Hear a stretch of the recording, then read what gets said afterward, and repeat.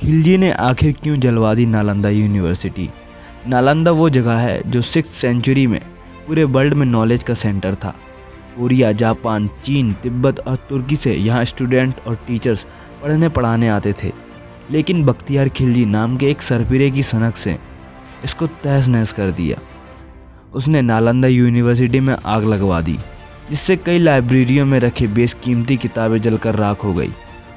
खिलजी ने नालंदा के कई धार्मिक लीडर्स और बौद्ध भिक्षुओं की हत्या करवा दी। नमस्कार दोस्तों, मैं शुभजीत आप सभी का फिर से स्वागत करता हूं आपके अपने चैनल दी मैड हिंदू में।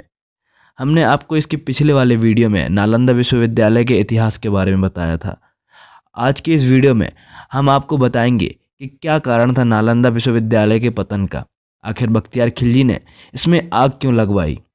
तो बने रहिए इस वीडियो के अंत तक। 6वीं शताब्दी में हिंदुस्तान सोने की चिड़िया कहलाता था। यह सुनकर यहाँ मुस्लिम आक्रमणकारी आते रहते थे। इन्हीं में से एक था तुर्की का शासक इख्तियारुद्दीन मोहम्मद बिन बख्तियार खिलजी। उस समय हिंदुस्तान पर खिलजी का ही राज था। नालंदा यूनिवर्सिटी तब राजगिरी का एक उपनगर कहलाती थी। यह राजगिरी से पटना को जोड़ने वाली रोड पर स्थित है। यहाँ पढ़ने वाले ज़्यादातर स्टूडेंट्स विदेशी थे। उस वक्त यहाँ 10,000 छात्र पढ़ते थे, जिन्हें 2,000 शिक्षक गाइड करते थे। महायान बौद्ध धर्म के इस विश्वविद्यालय में हीनयान बौद्ध धर्म के साथ ही दूसरे धर्मों की भी शिक्षा दी जाती थी। मशहूर चीनी यात्री हिनसांग ने भी यहाँ साल भर शिक्षा ली थी। यह वर्ल्ड की ऐसी पहली यूनिवर्सिटी थी जहाँ रहने के लिए हॉस्टल भी था। कहा जाता है कि एक बार बख्तियार खिलजी बुरी तरह बीमार पड़ा। उसने अपने हकीमों से काफ़ी इलाज करवाया, लेकिन कोई असर नहीं हुआ। तब किसी ने उन्हें नालंदा यूनिवर्सिटी के आयुर्वेद शाखा के हेड प्रधान राहुल श्रीभद्र जी से इलाज करवाने की सलाह दी। लेकिन खिलजी किसी हिंदुस्तानी वैद्य से इलाज करवाने को तैयार नहीं था। उसे अपने हकीमों पर ज़्यादा भरोसा था। उसका मन ये मानने को तैयार नहीं था कि कोई हिंदुस्तानी डॉक्टर उसके हकीमों से भी ज़्यादा काबिल हो सकता है। कई हकीमों के सलाह करने के बाद आखिरकार खिलजी ने इलाज के लिए राहुल श्रीभद्र को बुलवाया। खिलजी ने उनके सामने शर्त रखी कि वो किसी हिंदुस्तानी दवा का इस्तेमाल नहीं करेगा और अगर वो ठीक नहीं हुआ तो उन्हें मौत की नींद सुला देगा। यह सुनकर राहुल श्रीभद्र सोच में पड़ गए। फिर कुछ सोचकर उन्होंने खिलजी की शर्त मान ली। कुछ दिनों बाद वो खिलजी के सामने एक कुरान लेकर पहुँचे और उनसे कहा कि आपको इतने पन्ने रोज़ पढ़ने हैं, आप ठीक हो जाएंगे। दरअसल राहुल श्रीभद्र ने कुरान के कुछ पन्नों पर एक दवा का लेप लगा दिया था। खिलजी थूक के साथ उन पन्नों को पढ़ता गया और इस तरह धीरे धीरे ठीक होता गया। लेकिन पूरी तरह ठीक होने के बाद उसने हिंदुस्तानी वैद्यों के एहसानों को भुला दिया। उसे इस बात से जलन होने लगी कि उसके हकीम फेल हो गए, जबकि एक हिंदुस्तानी वैद्य उसका इलाज करने में सफल हो गया। तब खिलजी ने सोचा कि क्यों ना ज्ञान की इस पूरी जड़ नालंदा यूनिवर्सिटी को ही ख़त्म कर दिया जाए।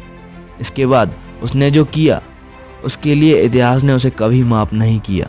जलन के मारे खिलजी ने नालंदा यूनिवर्सिटी में आग लगाने का आदेश दे दिया।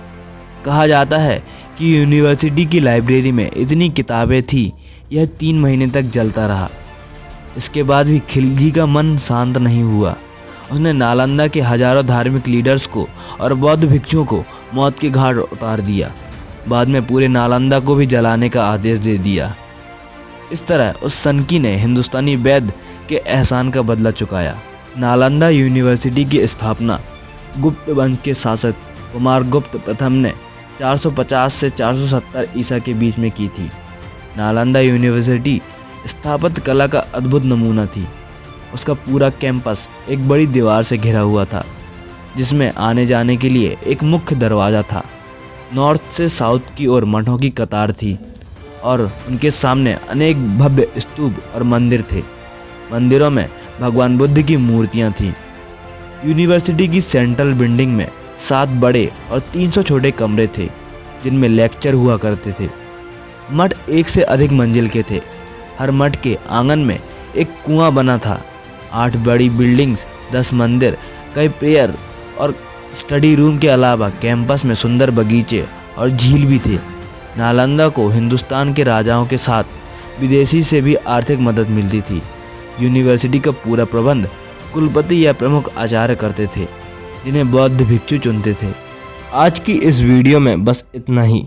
अगर आपको ये वीडियो अच्छी लगी तो आप इस वीडियो को अन्य सोशल मीडिया प्लेटफॉर्म के द्वारा अपने दोस्तों को शेयर कीजिए और अपनी बातें नीचे कमेंट बॉक्स में लिख भेजिए। तब तक के लिए बने रहिए द मैड हिंदू के साथ। जय हिंद।